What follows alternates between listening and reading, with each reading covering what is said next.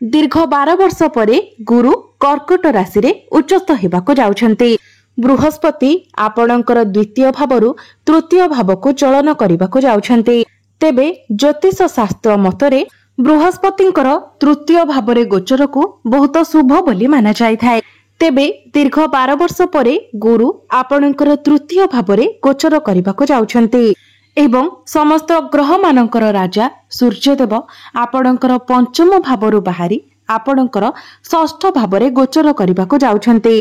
बुध एवं मंगल आपणकर सप्तम भाव को चलन करिवे एवं न्यायर देवता शनिदेव आपणकर दशम भाव रे चलन करिवे एवं शुक्र जे कि आपणक राशिर अधिपति अटंती शुक्र आपणकर पंचम भाव को चलन करिवे जहाँकि आपणक पई अधिक शुभ फल प्रदान करिवो।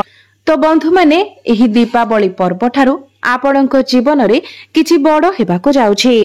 आपणको 5 कोटी खुशी खबर मिलिबाको जाउछि। आपणक जीवन रे चलिथिबा समस्त समस्या गुड़िकर अंत हेबाको जाउछि। पुनर्बार एही दीपावली पर्व ठारू आपणक जीवन को खुशी फेरिबाको जाउछि। तेबे आसंतु जानिबा एही पवित्र दीपावली पर्व ठारू आपणक जीवन रे कोन सब बड़ परिवर्तन हेबाको जाउछि। तेबे एहा पूर्वरु जदि आपणकर मध्य वृष राशि होइथाय तो भिडियोटी को लाइक करी चैनल टी को सब्सक्राइब करि देबे एवं कमेंट बॉक्स रे भक्ति एवं श्रद्धार सहित जय मां लक्ष्मी निश्चय लिखिबे। बंधु माने जेमिति ही 18 अक्टोबर आसीबो एवं देवगुरु बृहस्पति निजर राशि परिवर्तन करिवे गुरु जेमिति ही आपणकर तृतीय भाव को प्रवेश करिवे तो आपणक जीवन रे 5 कोटी बड़ घटना घटिबाको जाउछि। बंधु माने पूर्वरु आपणकर बहुत अधिक धन जनित समस्या देखा देउथिला। बेले बेले आपणकर स्वास्थ्य मध्य खराब रहुथिला। आपण ऋण नेइथिले किंतु ऋण सुझी पारु नथिले। ऋण करजर भार आपणक उपरे बढ़ी जाइथिला।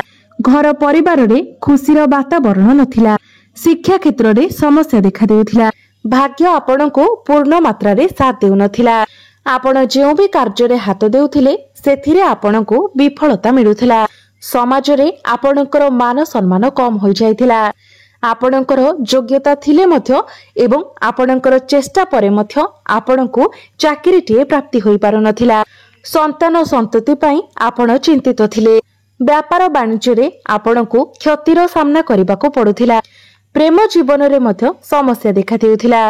तेबे एभली जहा भी समस्या आपणक जीवन रे चालुथिला ताहा एबे दूर हेबाको जाउछि। जेमिति ही 18 अक्टोबर को गुरु आपणकर तृतीय भाव को प्रवेश करिवे एवं गुरुंकर सीधा सड़क दृष्टि आपणकर भाग्य भाव उपरे पड़िबो।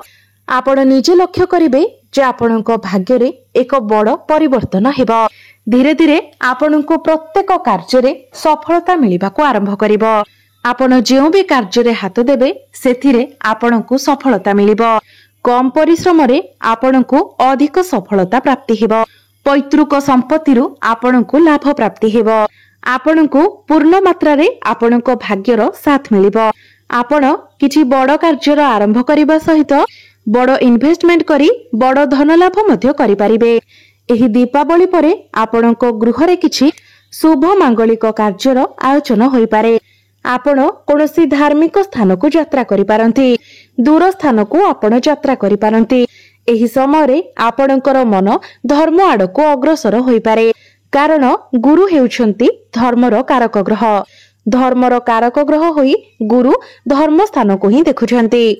तो निश्चित भाबरे आपणकर मन धर्म आडको अग्रसर हेबो। धार्मिक कार्यकलाप रे आपण योगदान करिवे।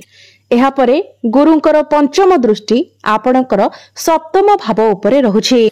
सप्तम भावटी होइथाय आपणकर वैवाहिक जीवनर भाव, आपणक जीवन साथीर भाव एवं बिजनेस रो भाव।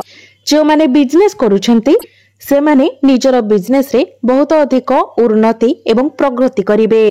आपण जदि चाहिबे तो आपण किछि नुवा बिजनेस मध्य स्टार्ट करि पारंती। बिजनेस को नेकी आपणक मन रे नुवा नुवा आइडिया आसीबो। आपण किछि पार्टनरशिप बिजनेस स्टार्ट करि पारंती। आपण देखिबे जे आकस्मिक भाबरे आपणकर डेली इनकम बढ़िबाकु लागिबो। आपणकर फाइनेंशियल ग्रोथ हेबो। आपणकर बैंक बैलेंस बढ़िबो ଏହି ସମୟରେ ଆପଣ ଟଙ୍କା କିଛି ସଞ୍ଚୟ କରିପାରନ୍ତି। ଆପଣଙ୍କର ଯାହା ବି କିଛି ଆର୍ଥିକ ସମସ୍ୟା ରହିଥିଲା ସେ ସବୁ ଦୂର ହୋଇଯିବ।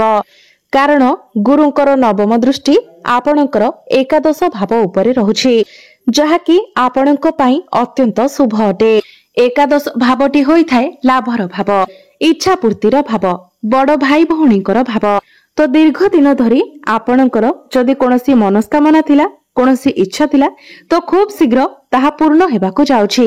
ଯେଉଁମାନେ ସେୟାର ମାର୍କେଟ, ଷ୍ଟକ୍ ମାର୍କେଟ ଏବଂ ଟ୍ରେଡିଂରେ କାମ କରୁଛନ୍ତି ସେମାନଙ୍କୁ ଆକସ୍ମିକ ଧନ ପ୍ରାପ୍ତି ହେବାର ମଧ୍ୟ ଯୋଗ ବନୁଛି। ଗୁରୁଙ୍କର ଆପଣଙ୍କର ଲାଭ ସ୍ଥାନକୁ ଦୃଷ୍ଟି ଦେବାର ଅର୍ଥ ହେଉଛି ଆପଣଙ୍କୁ ପ୍ରତ୍ୟେକ କ୍ଷେତ୍ରରେ ଲାଭ ହିଁ ଲାଭ ପ୍ରାପ୍ତି ହେବ। କୌଣସି ଗୁପ୍ତ ସ୍ରୋତରୁ ଆପଣଙ୍କୁ ଧନ ମଧ୍ୟ ପ୍ରାପ୍ତି ହୋଇପାରେ। ଆପଣ ଯଦି ବିଜନେସ୍ କରୁଛନ୍ତି ତ ବିଜନେସରେ ଆପଣ ପ୍ରଫିଟ ଦେଖିବାକୁ ପାଇବେ ଏବଂ ଯଦି ଆପଣ ଚାକିରି କରୁଛନ୍ତି ଆପଣଙ୍କୁ ଚାକିରି କ୍ଷେତ୍ରରେ ପ୍ରମୋସନ ମିଳିବ। ଆପଣଙ୍କର ଦରମାରେ ବୃଦ୍ଧି ହେବ। ବଡ ଭାଇ ଭଉଣୀ ମାନଙ୍କର ସପୋର୍ଟ ମଧ୍ୟ ଆପଣଙ୍କୁ ପ୍ରାପ୍ତି ହେବ। ପୂର୍ବ ଅପେକ୍ଷା ଆପଣ ଦେଖିବେ ଯେ ଆପଣଙ୍କର ଆୟରେ ବୃଦ୍ଧି ହେବାକୁ ଲାଗିବ। ବ୍ୟୟ ଅପେକ୍ଷା ଆପଣଙ୍କର ଆୟ ଅଧିକ ରହିବ। ଆପଣଙ୍କର ଅଟକି ରହିଥିବା ପ୍ରତ୍ୟେକ କାର୍ଯ୍ୟ ପୁଣି ଥରେ ଆଗକୁ ବଢିବ। ଯଦି ଆପଣ କାହାକୁ କିଛି ଟଙ୍କା ଉଧାରରେ ଦେଇଥିଲେ କିନ୍ତୁ ସେହି ଟଙ୍କା ଆପଣଙ୍କୁ ଫେରସ୍ତ ମିଳିପାରୁନଥିଲା ତ ଏହି ସମୟରେ ଆପଣଙ୍କୁ ସମସ୍ତ ଟଙ୍କା ଫେରସ୍ତ ମିଳିପାରେ। ବନ୍ଧୁମାନେ, ତୃତୀୟ ଭାବଟି ହୋଇଥାଏ ସାହସ ଏବଂ ପରାକ୍ରମର ଭାବ। ତ ଗୁରୁ ଆପଣଙ୍କର ତୃତୀୟ ଭାବରେ ରହି ଆପଣଙ୍କର ସାହସ ଏବଂ ପରାକ୍ରମକୁ ବୃଦ୍ଧି କରାଇବେ। ଏହି ସମୟରେ ଆପଣଙ୍କର ସାହସ ଏବଂ ପରାକ୍ରମ ବଢିବ, ଯାହା ଫଳରେ ଆପଣ ପ୍ରତ୍ୟେକ କ୍ଷେତ୍ରରେ ସଫଳତା ହାସଲ କରିପାରିବେ। ଯେଉଁମାନେ ଅନଲାଇନରେ କାମ କରୁଛନ୍ତି, ଡିଜିଟାଲ ମାର୍କେଟିଂର କାମ କରୁଛନ୍ତି, ଫାଇନାନ୍ସ କ୍ଷେତ୍ରରେ ଅଛନ୍ତି, କାଉନସିଲିଂର କାମ କରୁଛନ୍ତି, ଟ୍ରାଭେଲ ଆଣ୍ଡ ଟୁରରେ ଅଛନ୍ତି, ଟିଚରସିପର କାମ କରୁଛନ୍ତି, ତ ଏହି ସବୁ କ୍ଷେତ୍ରରେ କାମ କରୁଥିବା ବ୍ୟକ୍ତିମାନଙ୍କୁ ବହୁତ ଅଧିକ ସଫଳତା ପ୍ରାପ୍ତି ହେବ। ଏହି ସମୟରେ ଆପଣ ବହୁତ ଅଧିକ ଛୋଟ ମୋଟ ଯାତ୍ରା ମଧ୍ୟ କରିପାରନ୍ତି। ଏହା ବ୍ୟତୀତ ଶନିଦେବ, ଯିଏକି ଆପଣଙ୍କ ପାଇଁ ସବୁଠାରୁ ଅଧିକ ଯୋଗକାରକ ଗ୍ରହ ଅଟନ୍ତି, ବର୍ତ୍ତମାନ ଶନିଦେବ ଆପଣଙ୍କର ଦଶମ ଭାବରେ ଚଳନ କରୁଛନ୍ତି। ଦଶମ ଭାବଟି ହୋଇଥାଏ ଆପଣଙ୍କର କ୍ୟାରିୟରର ଭାବ। ତ କ୍ୟାରିୟରରେ ଆପଣ ବହୁତ ଅଧିକ ଉନ୍ନତି ଏବଂ ପ୍ରଗତି କରିବେ। ଯେଉଁମାନେ ପ୍ରମୋସନର ଅପେକ୍ଷାରେ ଥିଲେ ସେମାନଙ୍କୁ ଆକସ୍ମିକ ପ୍ରମୋସନ ମିଳିବାର ମଧ୍ୟ ଯୋଗ ବନୁଛି। ଆପଣଙ୍କୁ କୌଣସି ଏମଏନସି କମ୍ପାନୀରୁ ଜବ୍ ଅଫର ମଧ୍ୟ ଆସିପାରେ। ସବୁଠାରୁ ବଡ କଥା ହେଉଛି ଯେ ଯେଉଁମାନେ ବେରୋଜଗାର ଅଟନ୍ତି, ଯେଉଁମାନଙ୍କ ପାଖରେ କୌଣସି ରୋଜଗାର ନାହିଁ, ସେମାନଙ୍କୁ ନୂତନ ଚାକିରି ମିଳିବାର ମଧ୍ୟ ବହୁତ ଅଧିକ ସମ୍ଭାବନା ରହୁଛି। କାରଣ ଗୁରୁଙ୍କର ଦୃଷ୍ଟି ଆପଣଙ୍କର ନବମ ଏବଂ ଏକାଦଶ ଭାବ ଉପରେ ରହୁଛି, ଯାହା ଫଳରେ ଆପଣଙ୍କୁ ଚାକିରି ମିଳିବାର ଅଧିକ ସମ୍ଭାବନା ସୃଷ୍ଟି ହେଉଛି। ଉପର ଅଫିସରଙ୍କର ସପୋର୍ଟ ଆପଣଙ୍କୁ ପ୍ରାପ୍ତି ହେବ। କର୍ମକ୍ଷେତ୍ରରେ ଆପଣଙ୍କୁ ସମ୍ମାନିତ କରାଯାଇପାରେ। ଆପଣଙ୍କର ଲୋକ ସମ୍ପର୍କ ବଢିବ। ସମାଜରେ ଆପଣଙ୍କର ମାନ ସମ୍ମାନ ବଢିବ। ଏହି ସମୟରେ ଆପଣଙ୍କ ପାଖକୁ ନୂଆ ନୂଆ କାମ ଆସିପାରେ ଏବଂ ଆପଣ ସମସ୍ତ ଟାର୍ଗେଟକୁ ଆଚିଭ କରିବାରେ ସକ୍ସେସ ହେବେ। ଶୁକ୍ର, ଯିଏକି ଆପଣଙ୍କର ରାଶ୍ୟାଧିପତି ଅଟନ୍ତି, ଶୁକ୍ର ଆପଣଙ୍କର ପଞ୍ଚମ ଭାବରେ ଚଳନ କରୁଛନ୍ତି ଏବଂ ଲକ୍ଷ୍ମୀ ନାରାୟଣ ରାଜଯୋଗର ନିର୍ମାଣ କରୁଛନ୍ତି। ଶୁକ୍ରଙ୍କର ଆପଣଙ୍କର ପଞ୍ଚମ ଭାବରେ ଗୋଚରକୁ ବହୁତ ଶୁଭ ମାନା ଯାଇଥାଏ। ପଞ୍ଚମ ଭାବଟି ହେଉଛି ଶିକ୍ଷାର ଭାବ, ପ୍ରେମ ଜୀବନର ଭାବ ଏବଂ ସନ୍ତାନର ଭାବ।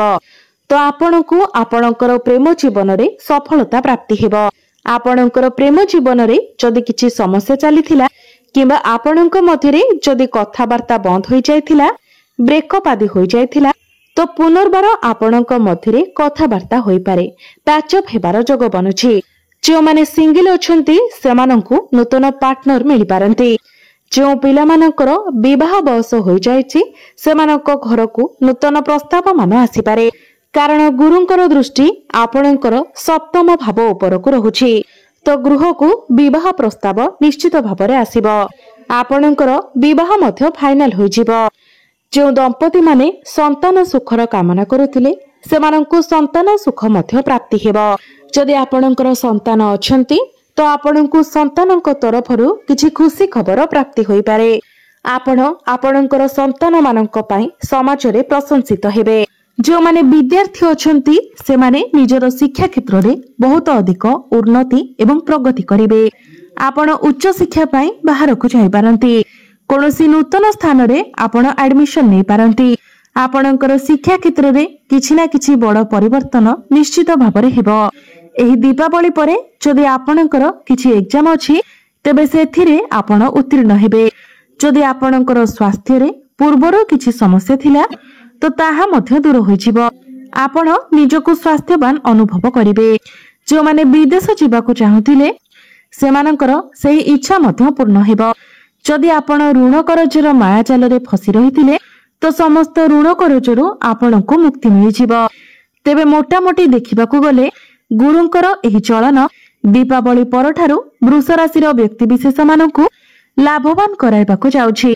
तेबे अधिक शुभ फल प्राप्ति करिबा पई आपण प्रत्येक दिन शुक्रंकर बीज मंत्र 108 थर जप करंतु। प्रत्येक दिन संध्या समय आपण हनुमान चालीसार पाठ करंतु एवं प्रत्येक दिन आपण उदित सूर्य को तंबा पात्र रे जलार्घ्य अर्पण करंतु। निश्चित भावरे आपणको अधिक मात्रा रे शुभ फल प्राप्ति हेबो। तो बंधु माने आपणकर जीवन मंगलमय हेउ एहा ही ईश्वरंक निकटरे मोर प्रार्थना।